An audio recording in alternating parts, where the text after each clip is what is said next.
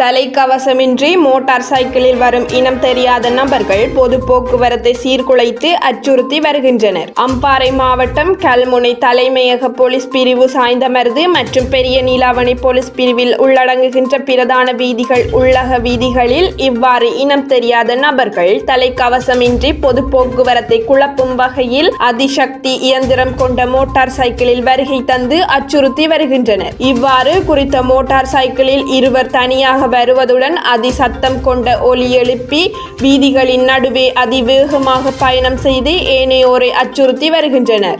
இந்த விடயம் தொடர்பில் போலீஸ் உயர் அதிகாரிகளின் கவனத்திற்கு அப்பகுதி பாராளுமன்ற உறுப்பினர் தவராச கலையரசன் உட்பட சிலர் முறைப்பாடுகளை வழங்கியுள்ளமை குறிப்பிடத்தக்கது. மேலும் இவ்வாறானவர்கள் வீதி போக்குவரத்து சட்டத்தை மதிக்காமல் தொடர்ச்சியாக பாடசாலை நாட்கள் அலுவலக நாட்களில் மிக வேகமாக மோட்டார் சைக்கிளை செலுத்தி சாகசங்களை மேற்கொண்டு வருகின்றமை குறிப்பிடத்தக்கது. இவ்வாறான சட்டவிரோதமான பொது போக்குவரத்தை சீர்குலைத்து உயிர் சேதத்தை ஏற்படுத்தும் செயலில் ஈடுபடும் நபர்களை கைது செய்ய போலீசார் உடனடியாக நடவடிக்கை எடுக்க வேண்டும் என மக்கள் வேண்டுகோள் விடுத்துள்ளனர்.